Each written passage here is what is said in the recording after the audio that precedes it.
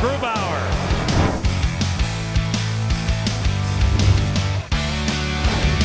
Score! On a rebound! Jordan Eberle!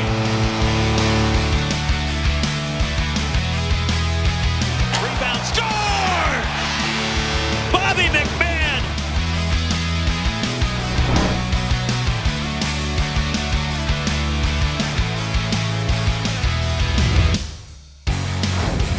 Right in wall! Mercy!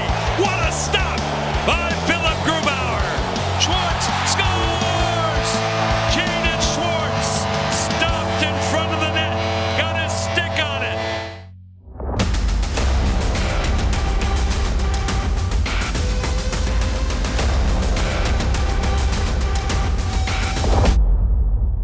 With the regular season winding down, the Kraken are battling to keep their playoff hopes alive.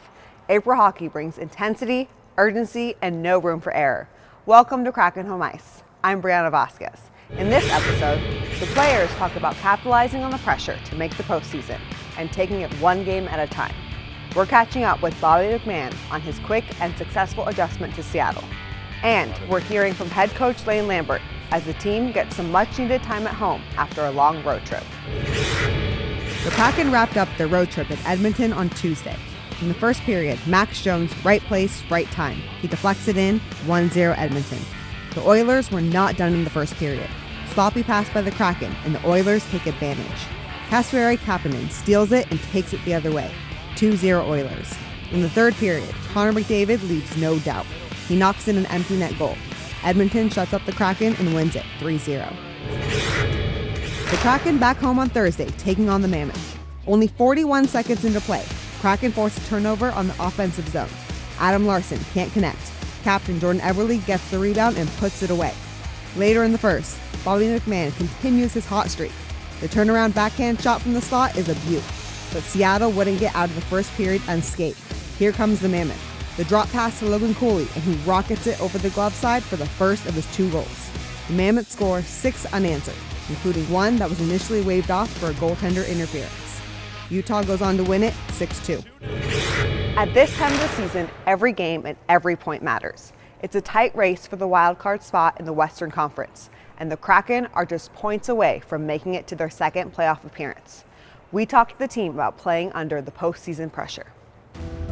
For us right now, it's just we got to think one game at a time. I mean, things haven't gone our way, and you know there's always going to be adversity. Right now, it seems like there's a little bit more, but I think there still has to be belief in this group and some confidence that we can go out and get this job done. I think we're all, on the same train, going the same way, and it's just positivity and, giving it our all here with our, these last couple games and putting ourselves in the best position. You don't want to overthink it, right? You just want to go out there and play. We all know how important each day is and each game. This is the most important fun time of the year when you're, in a big playoff push. You're at the end of the season, a lot on the line. It's going to take the continued commitment of every member of this team to keep the season going. And the veterans are setting the example. Eberle cashes in. Hey, what do you say? I like to think we have a lot of experience in this group. We've got guys who have won cups, guys who have been through a lot.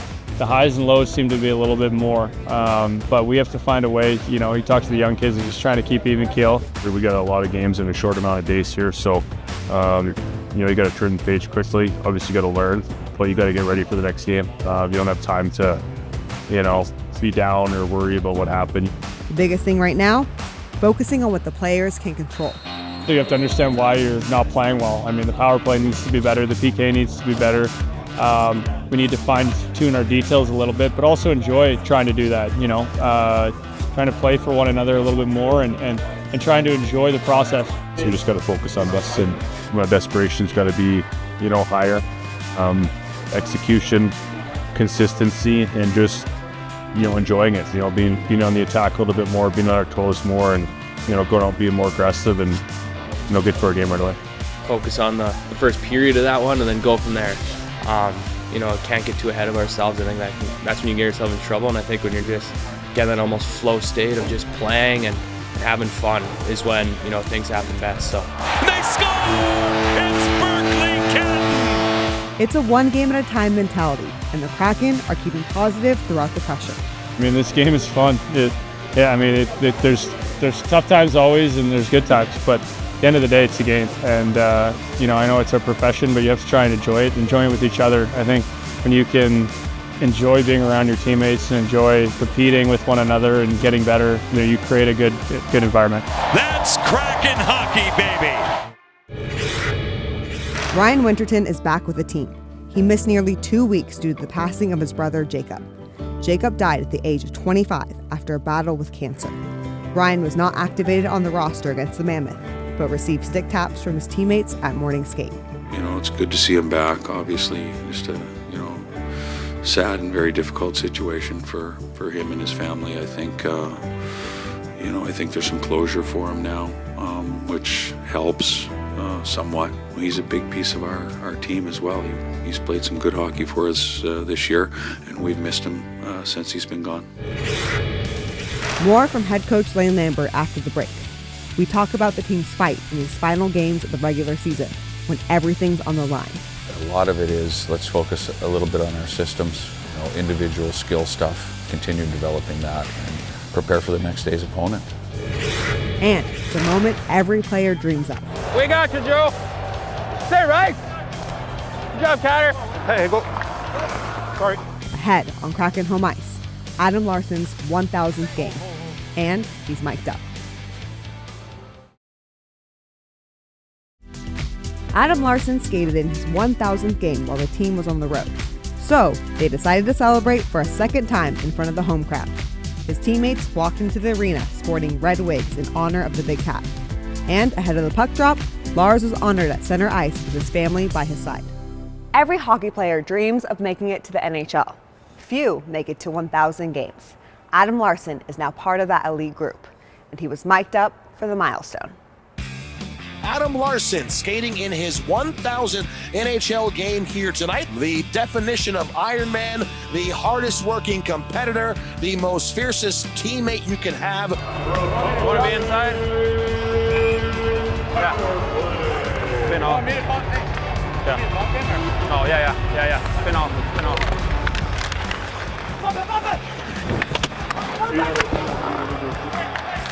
Hey!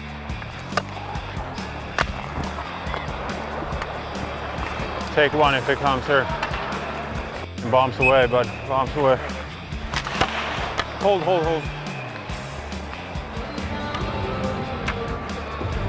Well done. Keep working, fellas. Stay Bob. Connor, I like those rim outs. If you don't have anything, just bomb it. Go there.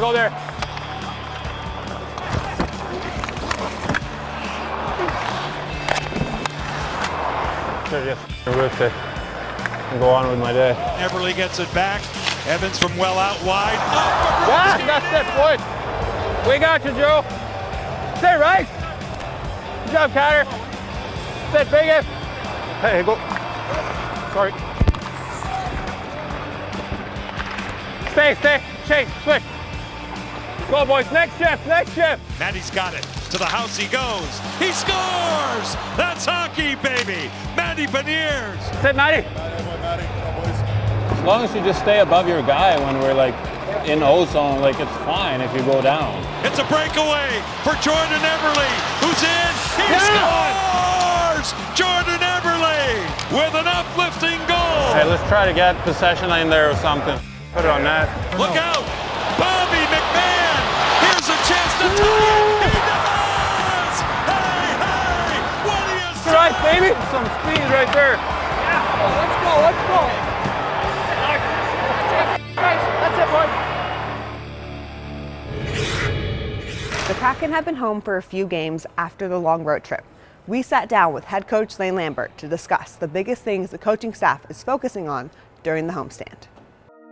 Right now, there's a big balance between practice time and rest time here at the end of the year. We play 10 games in the final 17 days of the regular season. So, a lot of it is let's focus a little bit on our systems, individual skill stuff, continue developing that, and prepare for the next day's opponent. With the road trip, you didn't always get the result you wanted, but you guys had a lot of fight, especially in those games that went into overtime. What on the trip did you like that you saw from the team?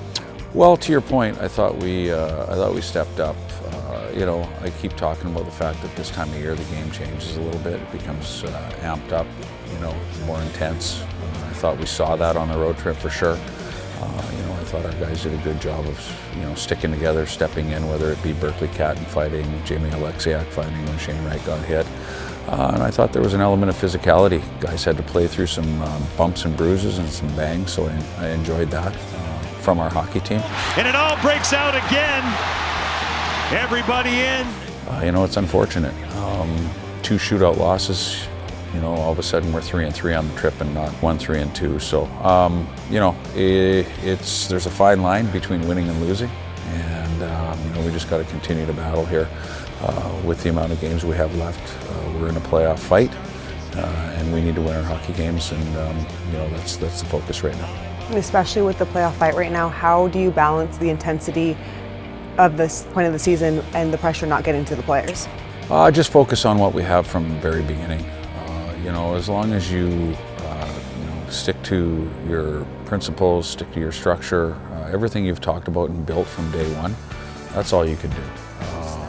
And if you trust that, and we do, we just have to stick with that, and the results, like I've always said, will take care of themselves. With this many games and this short amount of time, how are you balancing when to have days off and when to keep practicing? Yeah, it's a great question. There's not a lot of practice time right now, simply because of the energy level. The tanks are getting lower, so to speak. We need everybody's full energy in order to give ourselves a chance to win every night. There's a lot more days off now than there would be in October and November. And how do players benefit from those days off?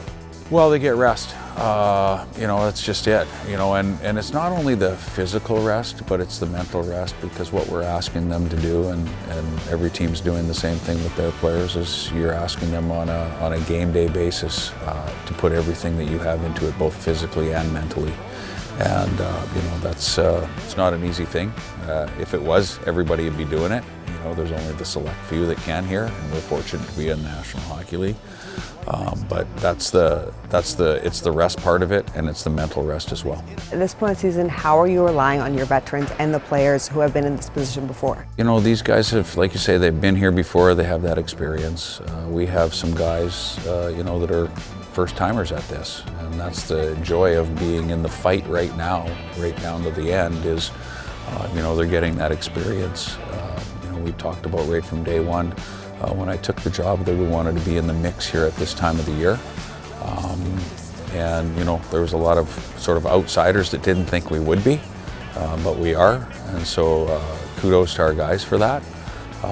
And the experience of these games and the intensity level of these games and the things that we talked about, even on the road trip with the battles that we were going through, these are great learning moments for our younger players. Now, we need to rely on our veterans to help them through that for sure.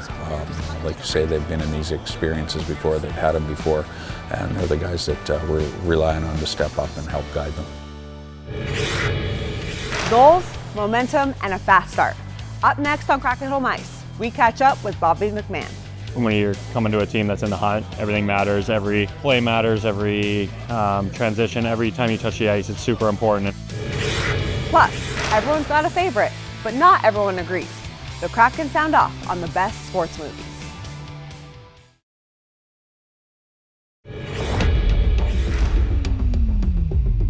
Bobby McMahon for Stevenson, driving down the slide, rebound, score! Bobby McMahon hasn't wasted any time making his mark with the Kraken. It seems like every game he's given the broadcaster something new to talk about. We caught up with the forward to discuss his strong start in Seattle. It's been great to now get on the ice with guys. That makes the transition easier, and it's just been a fun city to play in.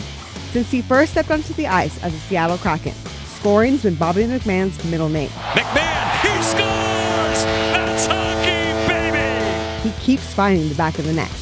8 goals in 10 games. Bobby McMahon with his second goal tonight. Yeah, that first game was nice. Being able to get 2 in, kind of one with a lucky bounce, one Ebbs just put right off my stick. So those definitely help with feeling the confidence, feeling a part of this group, feeling like I've contributed right from the start. You could say he's fitting in quite well. Yeah, I was able to kind of just roll that confidence through from there. Bobby attributes a lot of that confidence to how welcome he's felt by his new squad.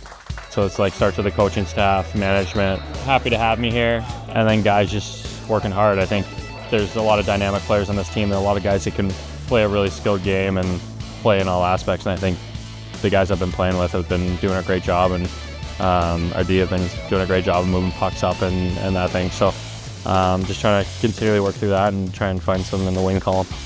It's a fire stoked by determination to keep it going into the postseason. When you're coming to a team that's in the hunt, everything matters. Every play matters. Every transition, every time you touch the ice, it's super important. So it's just trying to bring it every night and consistently bring an effort that's going to contribute to winning hockey, and that's kind of our focus right now.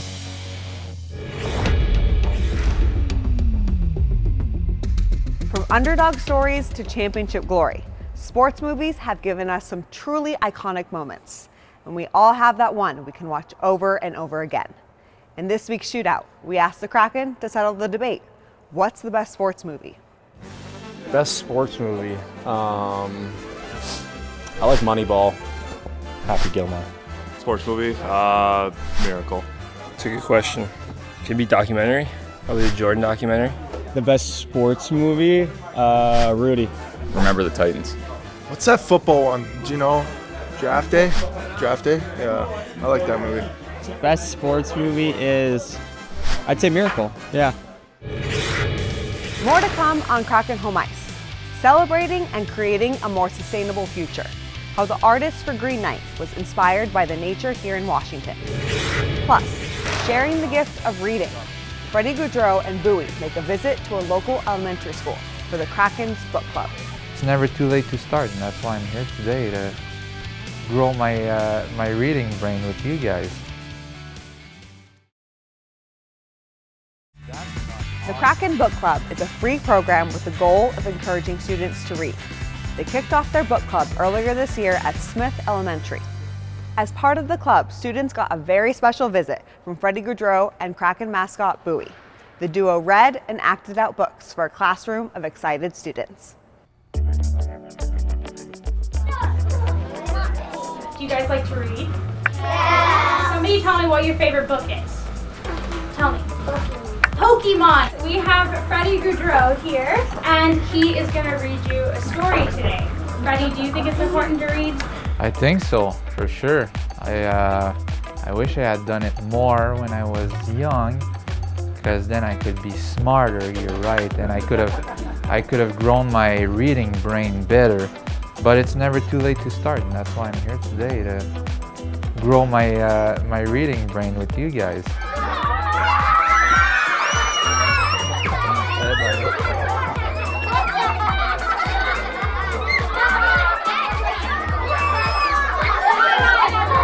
Bowie and Freddie are going to read this story to you. Enjoy.